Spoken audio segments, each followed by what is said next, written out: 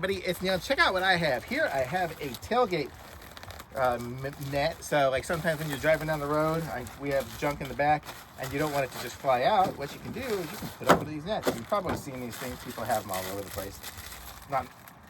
Nothing new, but this is a version of it here. So we have, sorry, got a lot of stuff going, but this is what the net looks like. And so it's going to look like on there. And you can run the little ball through here, feed it through, and then just put it into a hole or something, or wherever you want to put it. I mean, I'll just wrap it around there. I mean, you get the idea. You put it on something on that side.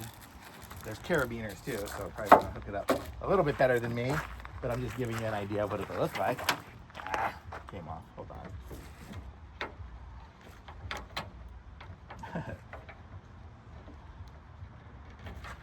You'll definitely want it better than I'm just doing it, but I'm just doing it for show. But this is how it's going to look.